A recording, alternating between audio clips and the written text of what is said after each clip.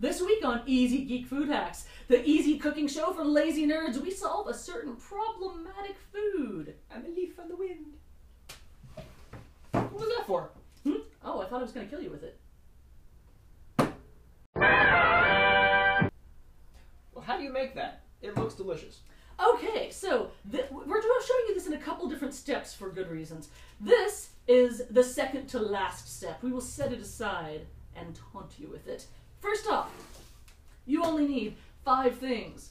Yes, math says 5 this time to make this. Number 1 is pre-made cheesecake filling. Don't bother to make your own. Go ahead. This is Lazy Geek Food Hacks. Come on. Number 2, a rocky core for your planet. In this case, we're using frosted donuts because they're cheap and they're really easy. Number 3, pineapple chunks. We'll explain why in a second. Number 4, gelatin, not pineapple chunks. We'll still explain why in a second.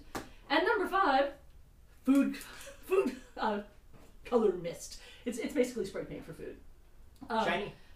Literally, this is what makes it shiny. It's shiny. So, in order to do this, it's really, really simple. I'm going to start off by getting an entire vat of this stuff, and we're just going to squeeze it in there.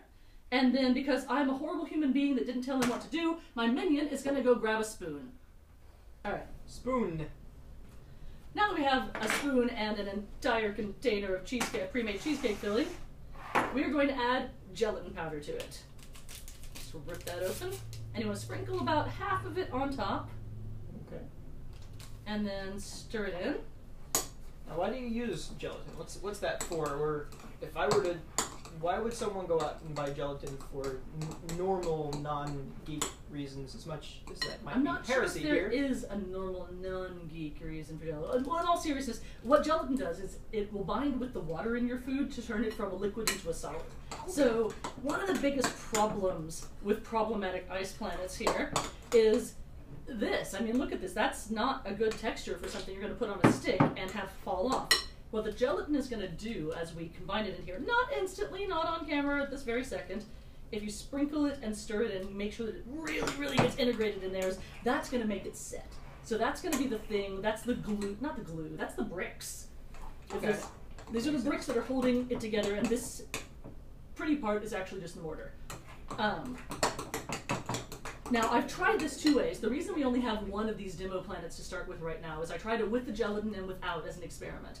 With the gelatin, you still have to freeze it overnight.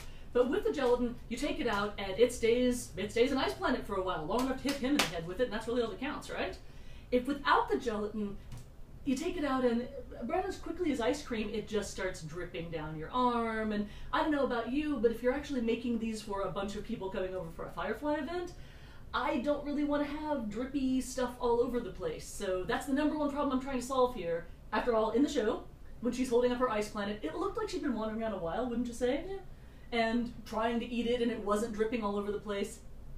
I gotcha. So, next we're going to add a bunch of pineapple chunks.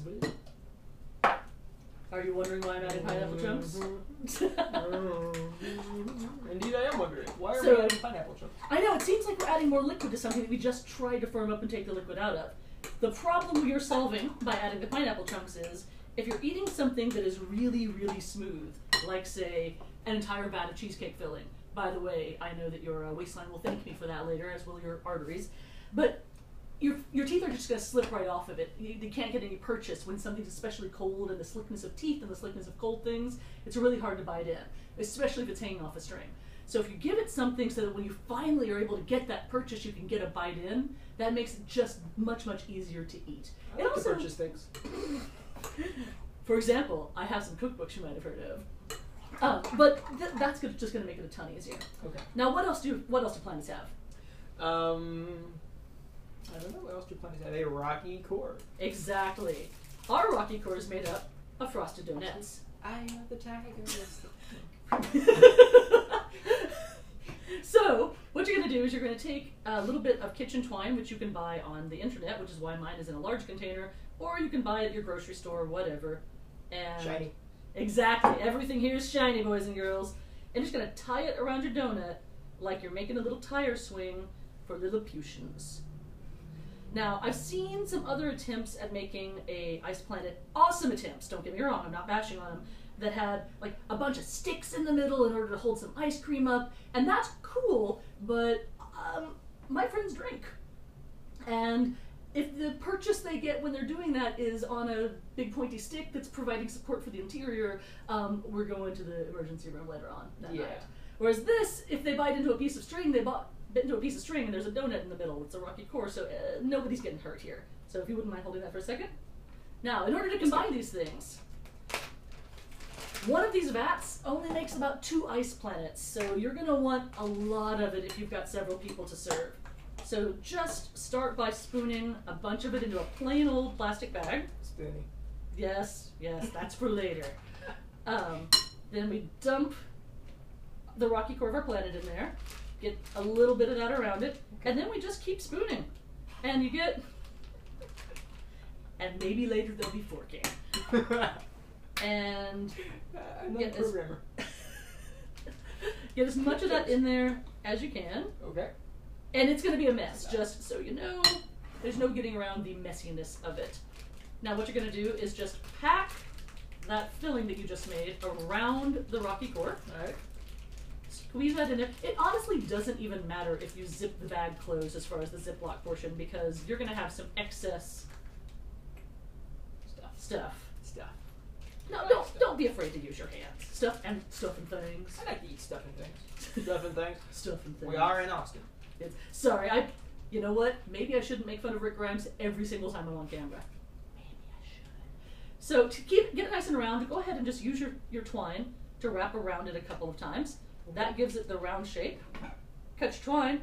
And you have miraculously made it something just the right length for the next step. Yay! I wonder what that is. I have a feeling we're about to find out. So, you will now need a chopstick and your silver spray paint. And I personally recommend some parchment paper.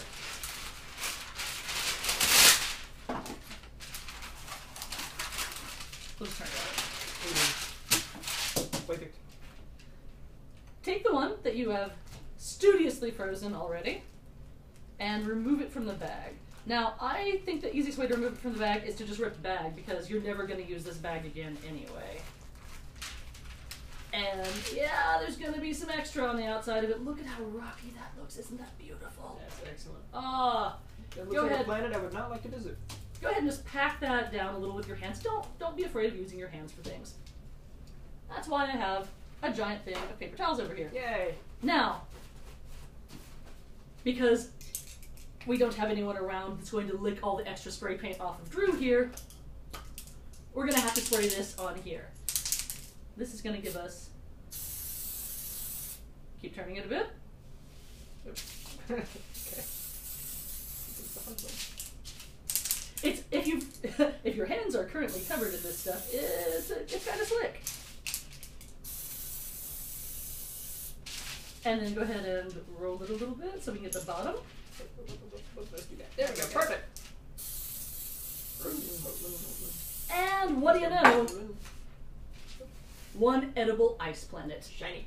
In order to get that final effect of being able to hold it on the end of a stick, I grabbed some chopsticks and I just notched the end of it there. You're going to just tie that around it. Hold one end of that stick. Or tie the knot, I don't care. It's complicated science here, ladies and gentlemen. Tying of knots and holding of sticks. Can't math. Can't math. You're not playing EVE Online right now, so of course you can't math. That's correct. My math brain cells turn off when I'm not playing EVE. Apparently. That's good enough. So, and that holds up really well. Go ahead. Alright, it's still a problematic food. It is problematic. But, if it wasn't a problematic food, we wouldn't be doing this correctly. Take my love, take my lamb, but if you eat all of that, you won't be able to stand. This week on Easy Geek Food Hacks, the lazy show for easy nerds. Really? The lazy show for easy nerds? That'd be the guys I bet at conventions. Ladies.